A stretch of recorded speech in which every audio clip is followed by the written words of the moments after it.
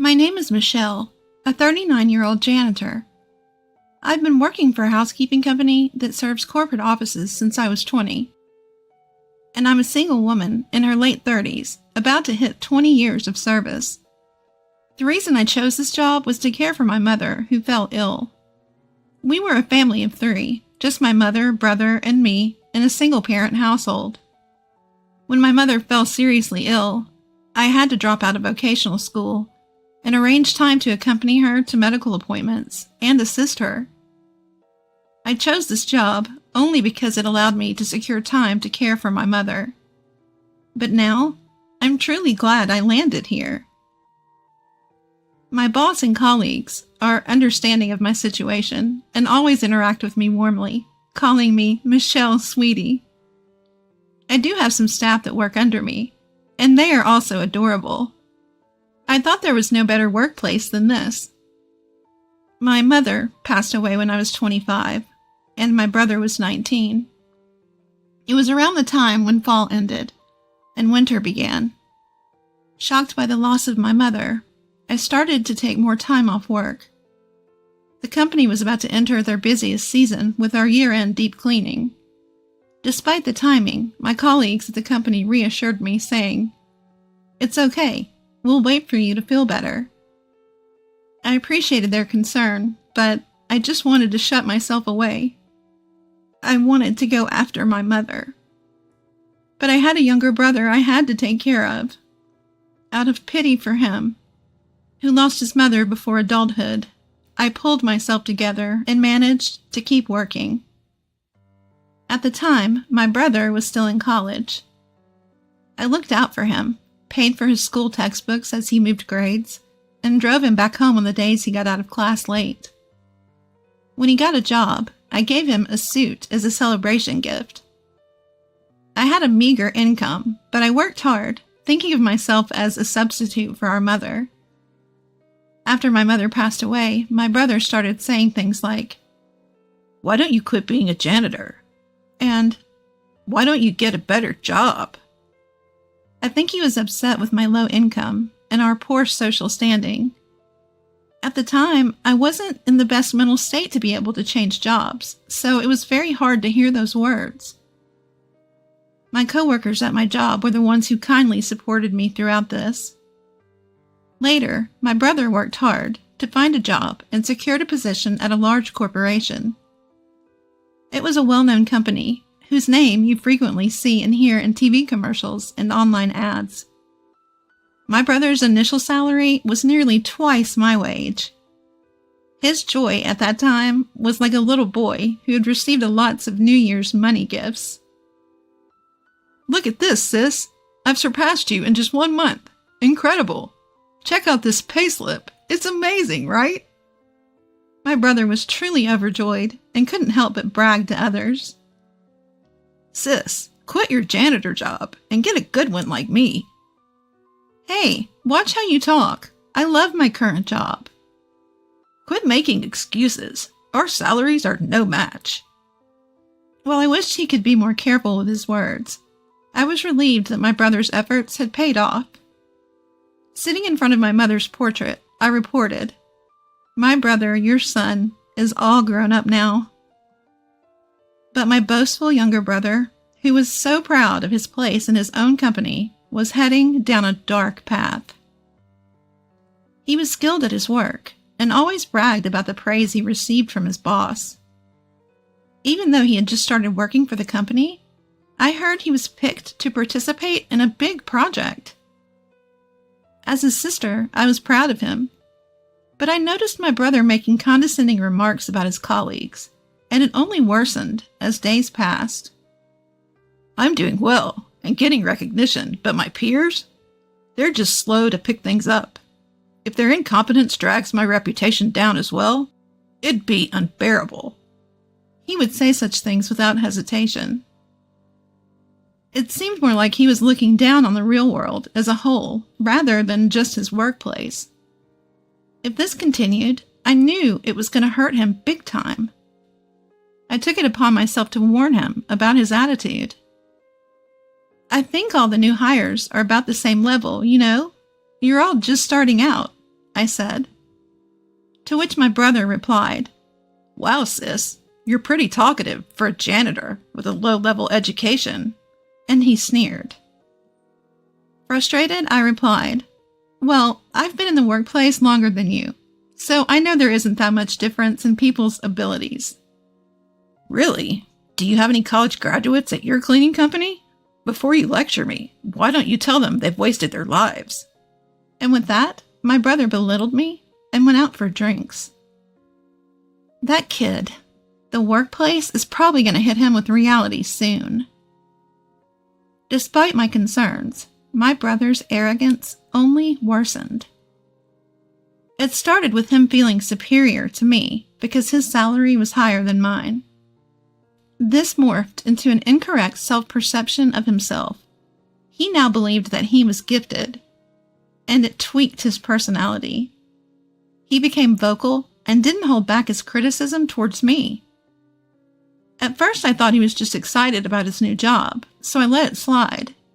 However, gentle verbal warnings went over his head.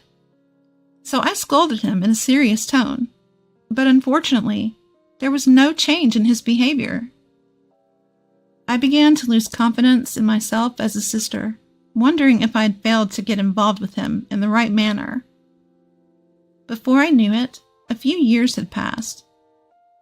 I continued to work as a janitor. My brother seemed to be doing well and climbing the corporate ladder, but his contemptuous attitude towards others had significantly worsened. And then he moved in with his girlfriend and they got married. His wife also had an inflated sense of arrogance, which caused me distress. His wife was considerably younger than him, so to me, it felt like she was from a completely different generation. The first conversation we had when my brother introduced me to her was, "So, you really are a janitor?" "Yes, I find it a fulfilling and enjoyable job." "Really? Isn't it dirty? I couldn't stand it. It must smell bad." My brother, who was listening, chimed in. "Right? It's unimaginable, isn't it? It's unsanitary, and she's not attractive. She doesn't have any money either. But what can I do? I'm related to her. Sorry about that." I was taken aback to hear this, and don't remember much of what happened afterwards. After she left that day, I yelled at my brother. "You were out of line. What do you mean I am related to her, so it can't be helped? And what's up with her too? Don't you dare judge people by their jobs or income." My brother, surprised by my sudden outburst, stammered, but managed to retort. "Shut up. You're a vocational school dropout, and I'm a college graduate. So is she. We can't help but look down on you. You earn less and have a bottom to your job, so you're the one leading a loser life." With that, he stormed out of the house. I cried, out of sadness and frustration.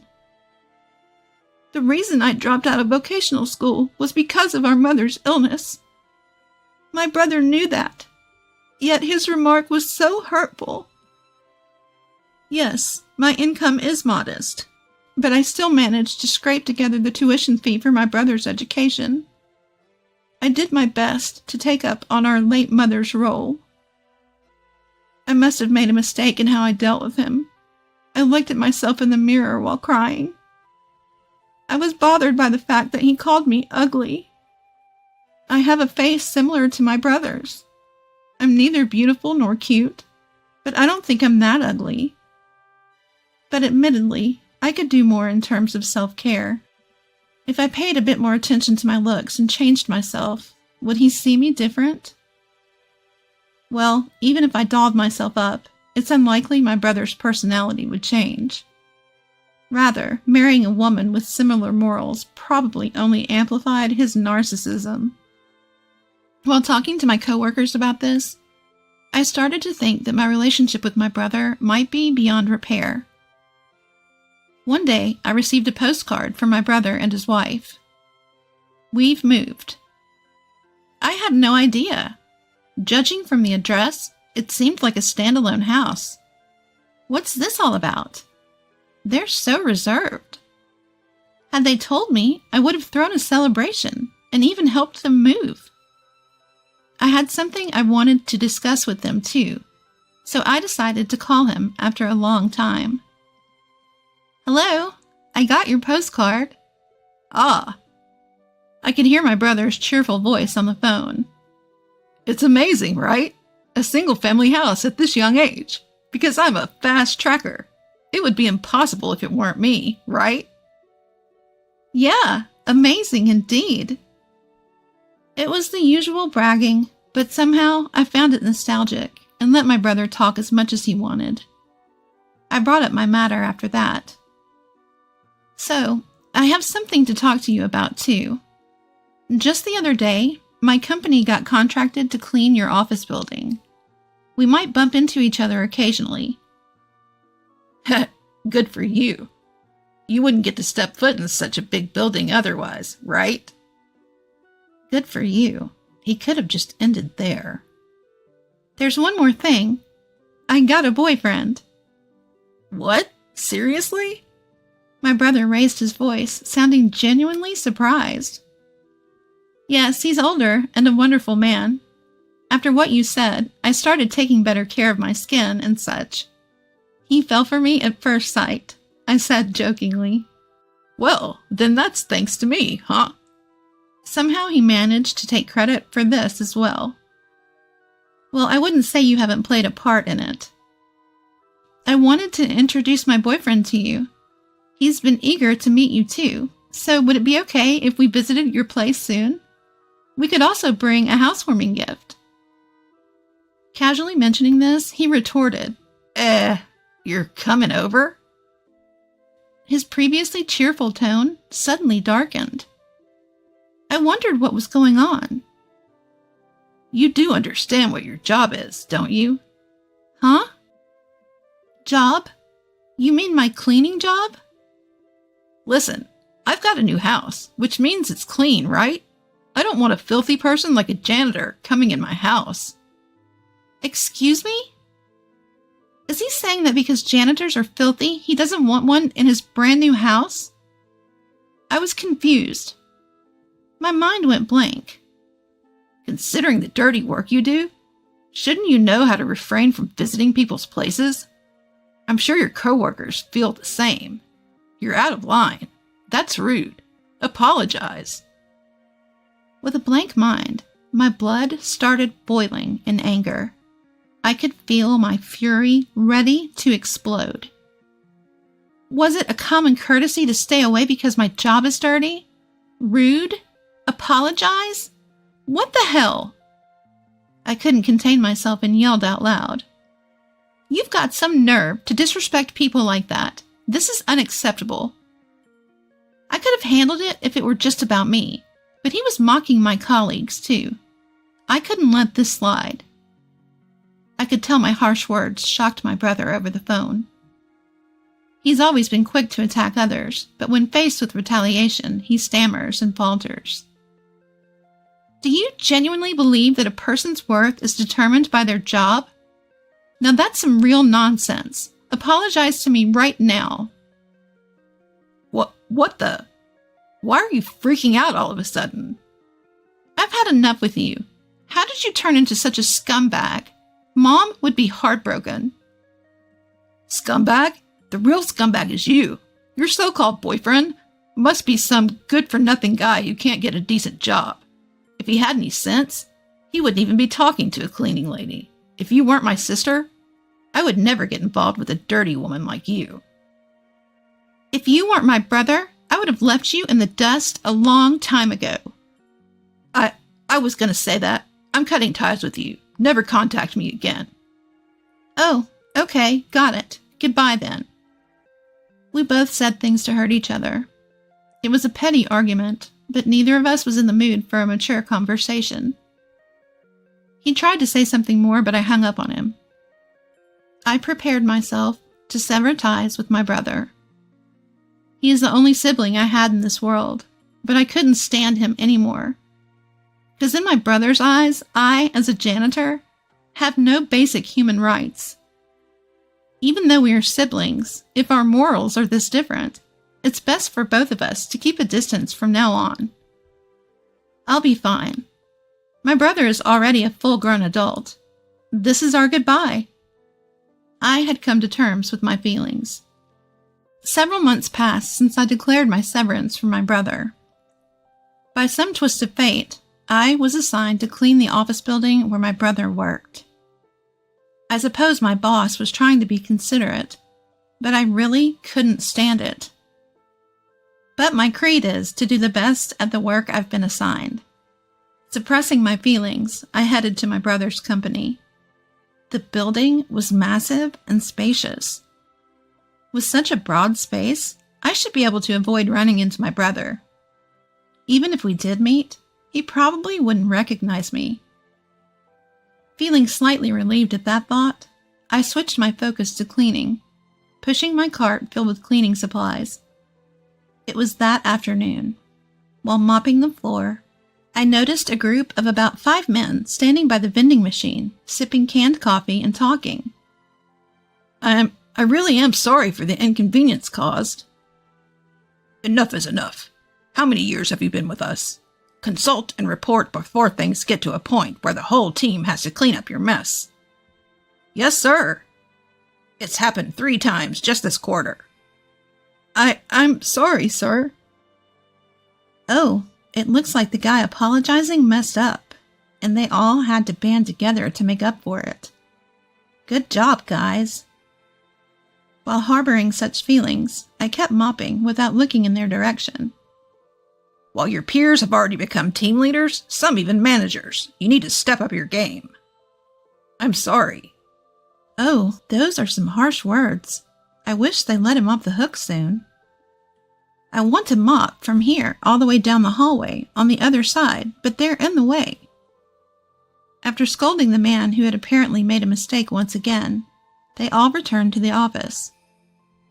When the group passed by me, I noticed a familiar face. My brother.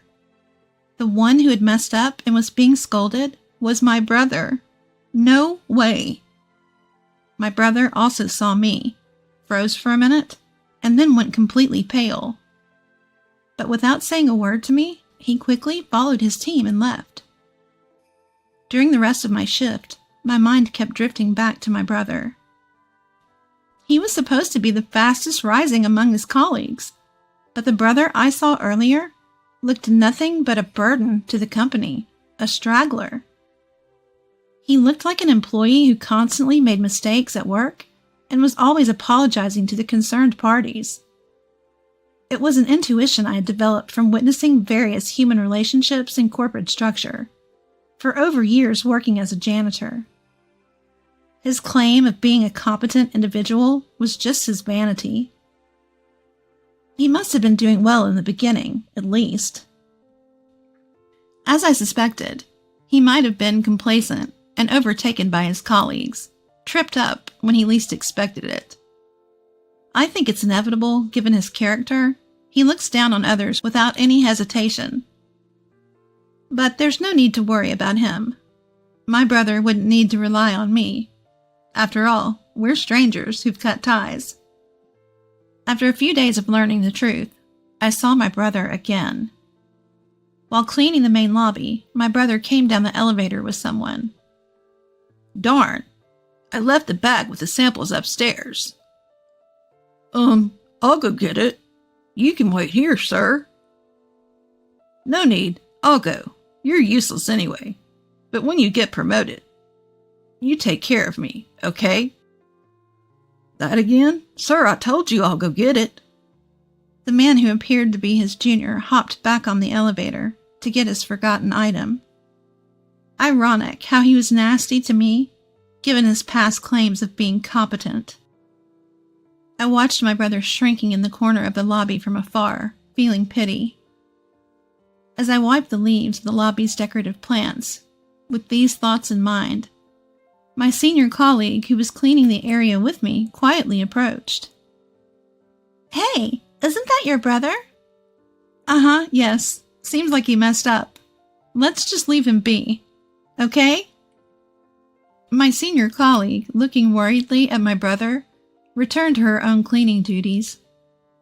Whether bothered by our sympathetic gaze, my brother, who had been shrunk in the corner, sprang up and marched over to me. "Hey, janitor, what are you doing?" "I'm cleaning." "No, I mean, why are you here?" "I'm working." With my curt reply, my brother became visibly angry and raised his voice. "Don't you dare tell my wife that I look pathetic at work. You got that?"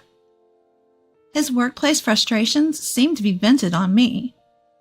The gazes of those around us gathered on my loudly ranting brother.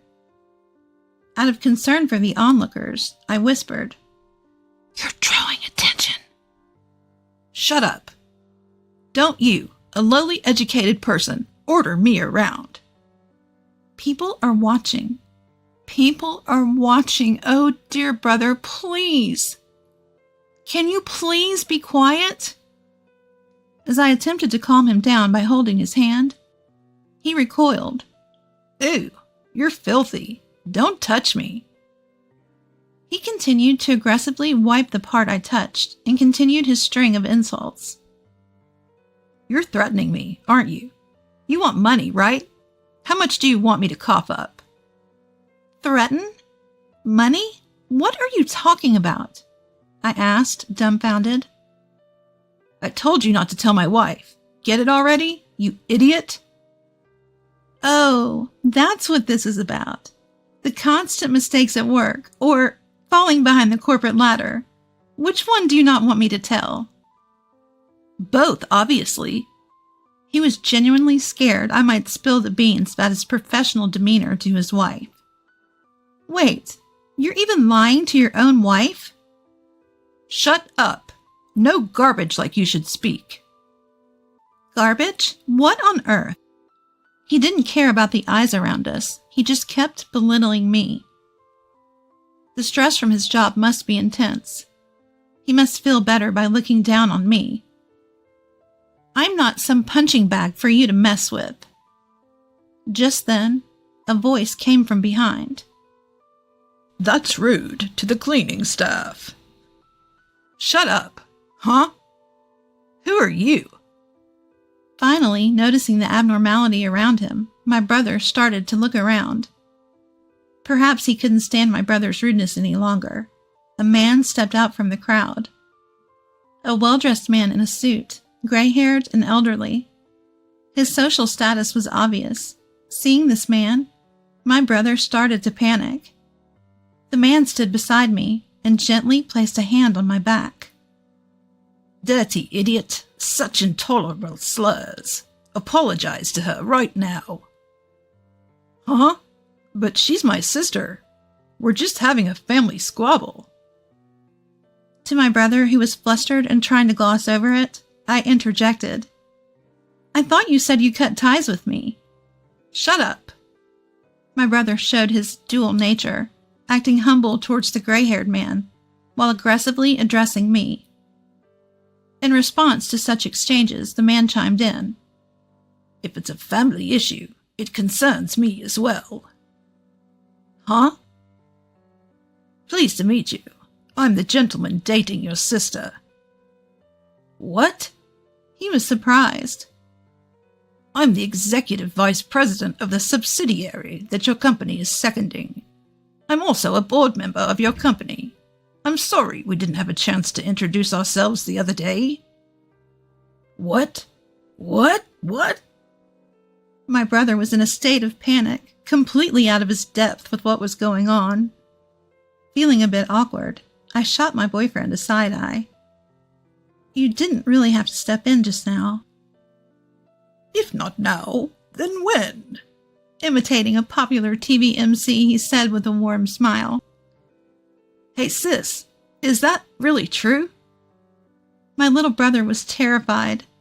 Understandably so, since the man standing in front of him was an executive at his own company. "Indeed. When we were contracted for cleaning this building, I accompanied our CEO. He, who was in charge of the contract, was interested in me." "No, that's a lie." It's the truth. During the contract signing, I instantly fell for her, who was explaining the details on behalf of a CEO who couldn't do it well, and I asked her out. A wave of gasps and murmurs echoed through the lobby. How embarrassing. I heard you said, he's no decent man if he's dating a cleaning lady. I bet he doesn't even have a solid job, when talking about me. I didn't say that. Regardless of whether you said that or not, I demand an apology for the insults you said to your sister. My brother had no choice but to listen to each weighty word from him, turning pale. You're Michelle's brother, aren't you? You shouldn't worry your sister too much. At some point, my senior cleaner had come over, and colleagues from other floors were gathering too. My brother was utterly cornered. Looking defeated, my brother could barely stand as he bowed his head towards me. I'm sorry. He was in despair. His voice was small, filled with despair, devoid of any vigor or emotion. Afterwards, my brother was transferred to a remote branch of a subsidiary company. For the sake of my boyfriend's honor, let me clarify that he had no involvement in my brother's transfer. My brother panicked when his coworkers heard his repeated insults towards me, and his fear of his wife finding out about his mess at the office, causing him to make a series of mistakes at work. It seems like he's completely dropped off the fast track to promotion. His wife came crying to me when she found out about his transfer. You're dating an executive from my husband's company, aren't you? Why didn't you tell me earlier? Please bring my husband back to the head office, she begged. Of course, my answer was a firm no. Her plea fell on deaf ears. Unable to pay the mortgage with his reduced salary after the transfer, it looks like they'll have to let go of their newly built home. I have no interest in whatever happens to my brother and his wife afterwards. And I got married to my boyfriend. We're living happily in our newly built home. I'm still working as a cleaner, but I'm now less out in the work field because I've become the president of the cleaning company, the company I've always been working for. The president retired, and I was nominated as a successor. I couldn't possibly be a president. I had a lot of worries, but I decided to give it my all for the company I love. No matter what anyone says, I plan to continue doing the job I love for the company I love, with my head held high. Sarah is my name. Tom, my husband, and I have been married for 2 years. I had hoped to start a family by now, but we have yet to be blessed with children. I enjoy my job, and it gives me a sense of purpose in life, though, so I'm not in a hurry to have children, but it's different for Tom. Tom recently expressed his disappointment at me in not yet having children. How soon will you be expecting a child? Please, for God's sake, hurry up. My mother is excited about it. I went to the hospital, but nothing was wrong with me. If you insist, let's have you checked out as well. You're implying that I'm the reason you can't have children? It can't be my fault. How do you know? There are a lot of families whose men are the cause. There's no way I'm the reason for this problem. Don't bring it up again. Then, since neither of us is infertile, consider it a gift and let's take our time and wait a little longer. Why are you being so easy on yourself? My mother needs to see her grandchild as soon as possible. Tom is pressured by his mother every time he sees her. Is my grandchild here yet? He is still refusing to go to the hospital to be examined, which is causing problems. And for some reason, he's convinced he's not infertile. I was so concerned, I went for another checkup, but there was nothing specific that needed to be treated.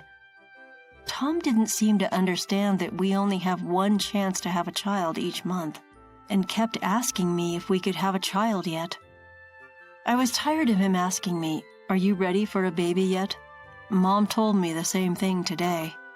She said she wished she could see the face of her grandchildren as soon as possible. Again? Please hurry up. Mom is looking forward to it. There's no way to hurry up. Even when we're having a normal conversation, we always end up having the same conversation. And then we start fighting. We have had fewer and fewer conversations as a couple over time. Perhaps it was because we didn't talk much, but we had a lot of problems like this. Mom is on her way over. What? Right now? What does it matter? If she's coming, please let me know ahead of time so I can prepare. You're talking a lot. She has a message for you. Is it about kids again? This is enough for me. I don't mind. I'm not sure. That's what I'm told every time I see her. It's your fault we can't have children, so please, explain it to her. My mother-in-law entered the room as we were having this conversation. I'm sorry to have bothered you, and here you have it. My mother-in-law then came in and handed me something. What is this? You can see for yourself. They're a belly band and a lucky charm. What is the purpose of a belly band? It's critical to keep your stomach cool when trying to conceive, so make use of it. It's too hot to be wearing a fuzzy belly band in the summer. That's the wrong attitude to have. This room is too cold because of the air conditioning. It chills your stomach. Sorry. And how do you use this amulet? It's a lucky charm from a well-known temple for children. After praying there, I heard that a celebrity had a baby. It appeared to bring good luck, so I drove all the way there yesterday, despite the distance. You didn't have to go that far. Don't be so concerned, just because you're so laid back. I'm looking forward to seeing my grandchildren. As I previously said, I went to the hospital and it was not me. I explained it again to my mother-in-law, but no matter how many times I told her, she didn't get the message. Tom was sitting a good distance away from us, pretending as if it was none of his business. Why don't you get pregnant then? I'm not sure why you're asking. Why don't you try another hospital for another checkup? Why not seek treatment at a more specialized hospital? I'll see what I can do to find you a better one. You don't have to do that. I'm positive it's not Tom, so I can only think it's because of you. Tom has not yet been examined. How are you so certain he is not infertile? Because Tom, who was supposedly not listening, abruptly cut the conversation short.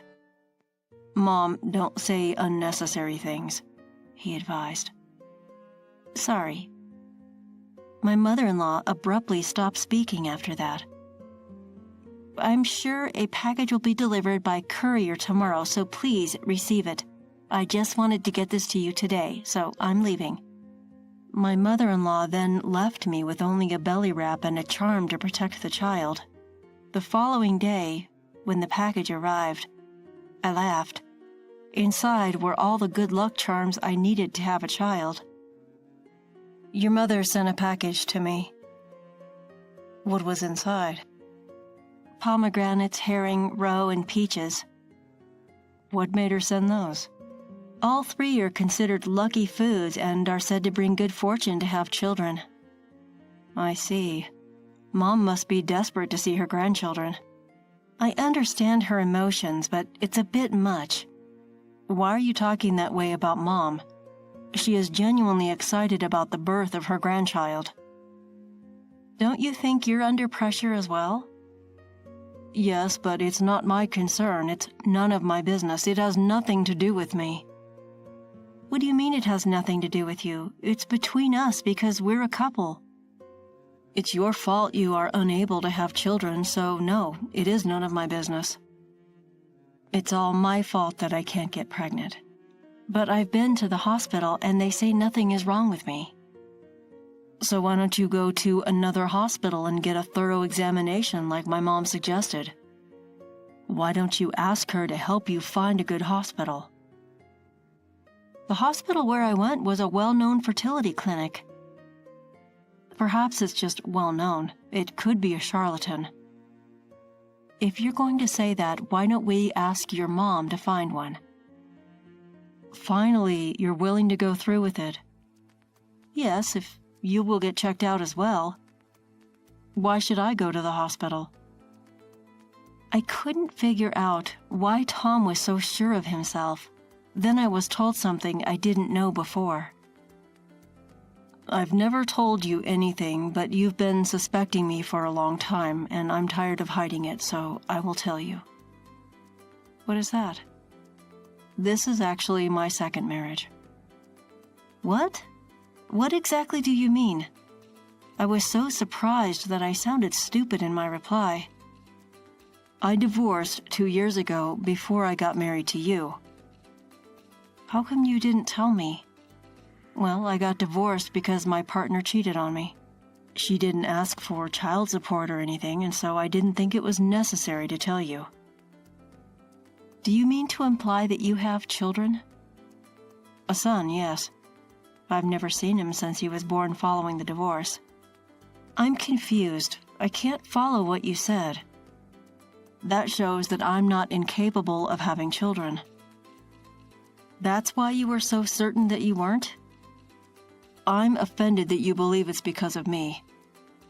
But it's not impossible that you became infertile during the 2 years following your divorce. You still want to point the finger at others. You are the problem, so admit it and take action. I am not referring to admitting or not admitting. You're starting to irritate me. Thus, in my second year of marriage, I discovered for the first time that Tom was divorced and had a child. Even after hearing that story, I wasn't totally convinced that I was to blame for my inability to have children. I decided to learn more about Tom. I'll tell him I want a divorce after I finish my research. I couldn't stay with Tom any longer. I tried my hardest not to talk to Tom because he was always saying hurtful things to me. Of course, we would never have conjugal relations under such circumstances, so I could never get pregnant. My mother-in-law, who was unaware of the situation, continued to pressure me. Tom then approached me one day. He looked irritated. By now, I'm used to being treated with disdain. He opened his mouth. I am currently thinking about a divorce. I don't like spending time with you because we don't talk anymore and all we do is fight. And we can't have children no matter how long I wait. I was taken aback by his abrupt statement, but I responded calmly. What? That's fine. What? Tom was perplexed by my response for some reason. He must have expected me to say I don't want a divorce. Here are the divorce papers.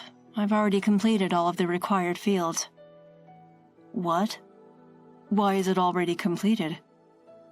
I filled them out so that I could divorce you whenever I wanted. Do you want to get a divorce? Yes. I was only half kidding. I'm not looking for a joke. Do you really want a divorce? You said it yourself. I didn't expect it to end this way. Did you expect me to sob and say I didn't want a divorce? Yes. We don't talk much anymore, so I thought this would be a good time to talk things through and make amends. So why didn't you just say that from the beginning? I want things to return to how they were. That's impossible. I'll divorce you right now if that's what you want. That is something I do not want you to do. I'm not sure what you meant when you told me you wanted a divorce. Tom continued to complain, despite the fact that he had told me he wanted a divorce. Despite the futility of the situation, our discussions continued. Then my mother-in-law arrived in good timing. What's going on all of a sudden? I went out with some friends and brought you some souvenirs. Souvenirs? She presented me with another amulet. I went to a different childbirth shrine, so I brought you back a souvenir. I've been praying there, and I'm confident it will bring you good fortune this time. We don't need this anymore. My mother-in-law's face lit up at these words. She looked to have misinterpreted something. I had a feeling things were about to get complicated again. Well, whatever. Does this imply that you no longer require it? What? Finally, I suppose it's because of all my efforts. I'm so relieved. It is partly correct. We have to go again to pray our appreciation. My mother-in-law stood in front of me, a happy expression on her face. Tom stood next to me, his eyes downcast, saying nothing. I was anticipating how dissatisfied my mother-in-law would be with my next words. What exactly is it? Don't be so bold as to tell me what I think you're going to say. We've decided to divorce. What? Divorce? Yes. I assumed you were expecting a child. What do you mean that you're divorcing? We were just discussing it. Was this a sudden decision? Not at all. I've been considering it for quite some time. Are you going to flee because you can't have children? That is not the reason I am divorcing him. But that's okay. If you are incapable of getting pregnant, it's better for him to divorce you and marry a second woman. It will be a third marriage, not a second marriage. You knew that? I found out about it the other day. His ex-wife became pregnant shortly after they divorced. Okay. So I can only conclude that you were the culprit.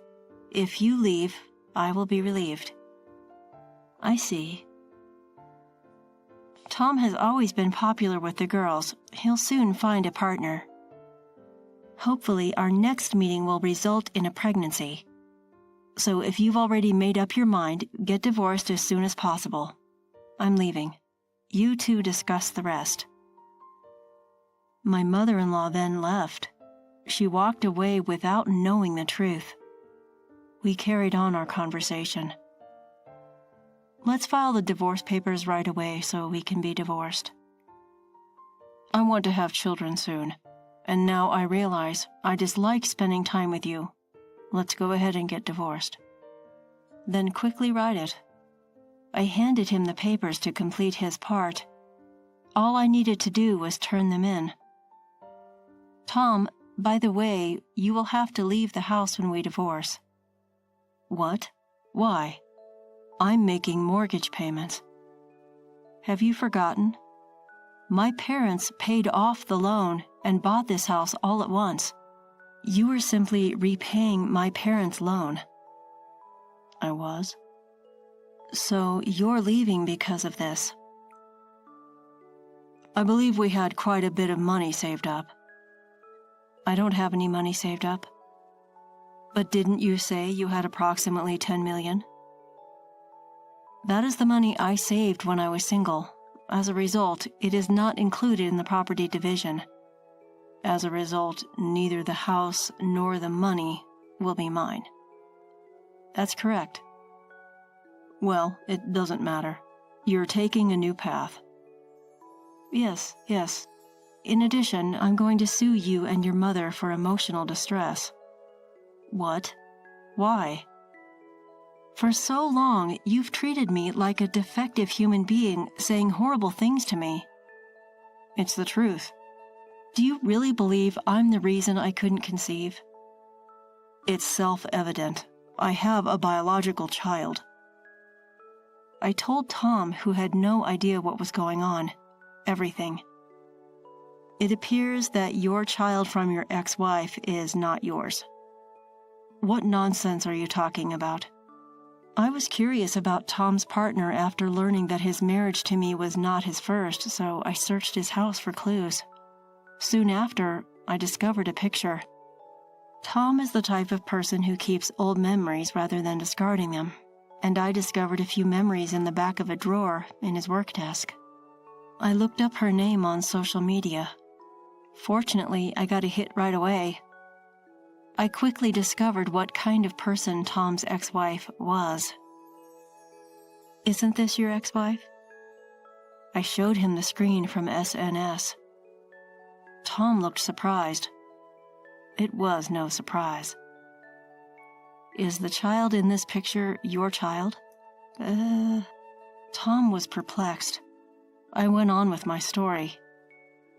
This child clearly has a foreign face. I was looking at your ex-wife's SNS and her husband is from another country. I'm not familiar with him. It seems that they're living abroad. I divorced my ex-wife without much debate because she cheated on me. But before the divorce, she got pregnant and claimed it's our child. I'm pretty sure it was his child. Really. In any case, you have no biological children. Is it possible that I am the reason you are unable to have children? That, I believe, is most likely the case. I did go to another hospital and my body was fine.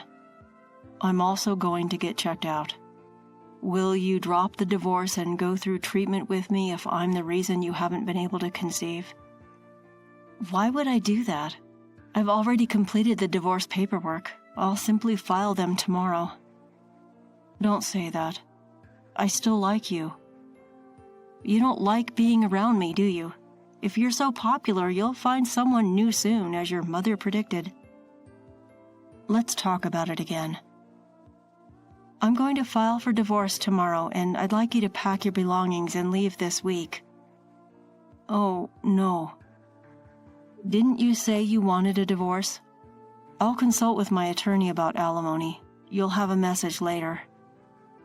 I filed for divorce the next day. We had become strangers. Tom packed his belongings and reluctantly left the house to his parents' place. Tom seems not to have informed his mother that he may have been the reason he is unable to have children. His mother has been nagging him to remarry as soon as possible after the divorce because she wants to see her grandchildren. If he does marry again, I pity his next wife.